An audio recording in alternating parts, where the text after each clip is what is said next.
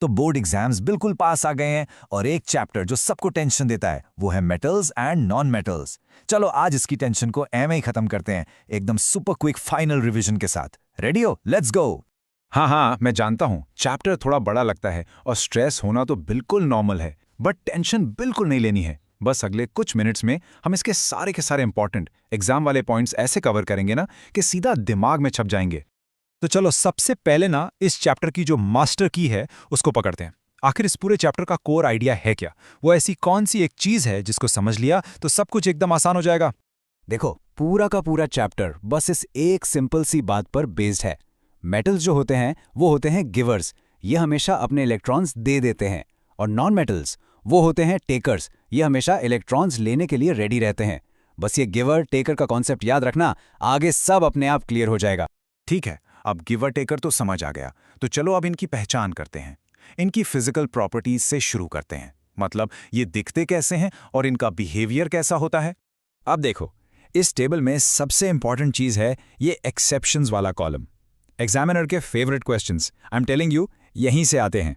जैसे हम सोचते हैं कि सारे मेटल्स हार्ड होते हैं, पर सोडियम और पोटेशियम को देखो, मक्खन की तरह चाकू से कट जाते हैं। और नॉन मेटल होते हुए भी डायमंड दुनिया का सबसे हार्ड सब्सटेंस है।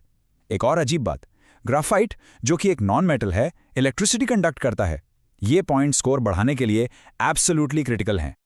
और पता है, इन्हीं एक्सेप्शन से बनते हैं कुछ मजेदार 1 मार्क क्वेश्चंस। जैसे मर्क्यूरी एक ऐसा मेटल है जो रूम टेम्परेचर पर लिक्विड होता है।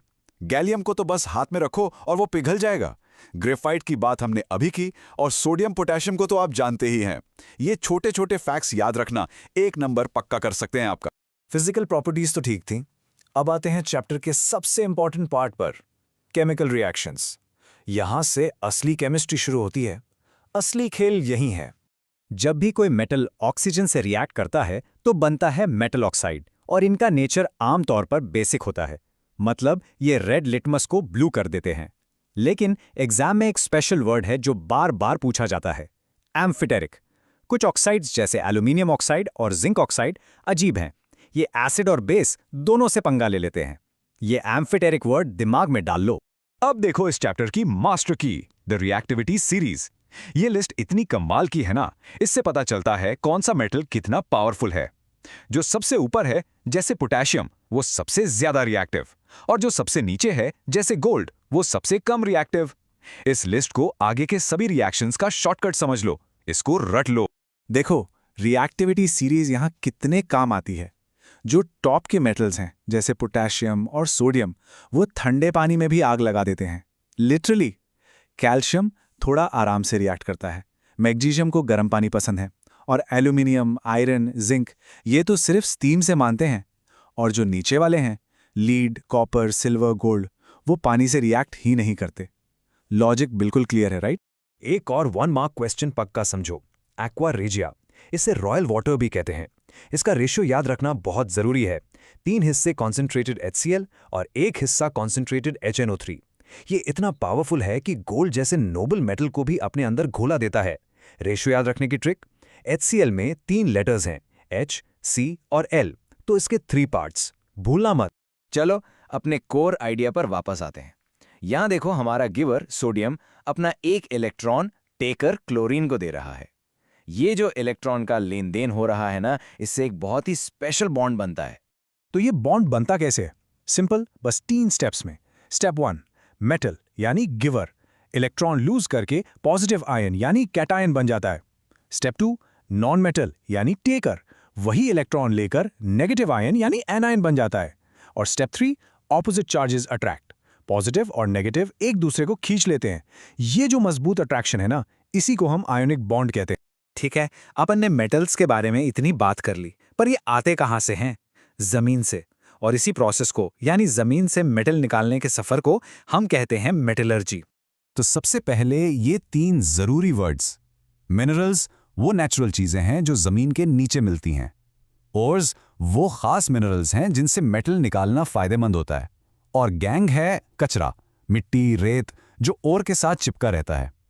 इसे ऐसे समझो, सभी ओर्स मिनरल्स होते हैं, पर सभी मिनरल्स ओर्स नहीं होते। सिंपल। ये फ्लो चार्ट पूरी मेटलर्जी की समरी है, इसको दिमाग में एकदम फिट कर लो। देखो, हाई रिएक्टिविटी वाले मेटल्स के लिए हम इलेक्ट्रोलिसिस यूज करते हैं, मीडियम रिएक्टिविटी वालों के लिए रोस्टिंग या कैल्सिनेशन और फिर रिडक्शन, और जो सबसे कम रिएक्टिव हैं उन्हें तो बस थोड़ा गर्म करने से ही मेटल मिल जाता है। ये फ्लो चार्ट बहुत ज्यादा हेल्पफुल है। ये टॉपिक दोस्तों 2 मार्क्स का गारंटीड क्वेश्चन है। रोस्टिंग और कैल्सिनेशन में क्या फर्क है? बहुत सिंपल है, इस ट्रिक से याद रखो। रोस्टिंग होता है सल्फाइड ओर्स के लिए, एस से सल्फाइड, एस से strong heating in excess air. Calcination होता है कार्बोनेट ओर्स के लिए, सी से कार्बोनेट, सी से controlled heating in limited air. बस इतना ही है। चलो, अब कुछ ऐसे टॉपिक्स देखते हैं जहां से आप आसानी से बोनस मार्क्स उठा सकते हो। कोरोजन और एलॉयज, ये फ्री के मार्क्स हैं। लोहे पर जंग लगना तो हम सब जानते हैं, पर एग्जाम के लिए 2 और याद रखो। चांदी यानी सिल्वर हवा में काली पड़ जाती है, सिल्वर सल्फाइड बनने की वजह से। और तांबा यानी कॉपर, उस पर हरी लेयर जम जाती है कॉपर कार्बोनेट बनने से। ये टेबल याद है तो मार्क्स पक्के हैं।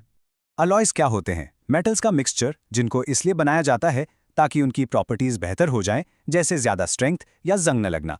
एग्जाम के लिए बस ये याद रखो, ब्रास बनता है कॉपर प्लस जिंक से, ब्रॉन्ज बनता है कॉपर प्लस टिन से, और सोल्डर जिससे टांका लगाते हैं वो है लेड प्लस टिन। इसका बेस्ट एग्जाम्पल है सोना।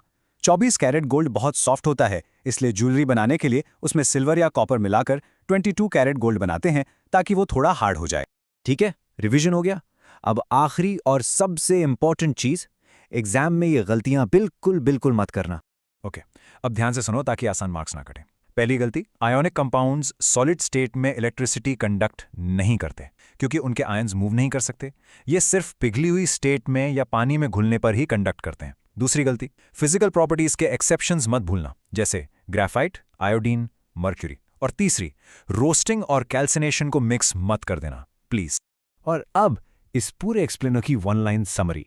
अगर एग्जाम में टेंशन में सब कुछ भूल जाओ ना, तो बस ये 1 लाइन याद रखना, मेटल्स हैं गिवर और नॉन मेटल्स हैं टेकर। बस इतना ही है पूरा खेल। गेम ओवर, तुम ये कर सकते हो। All the very best for your exams.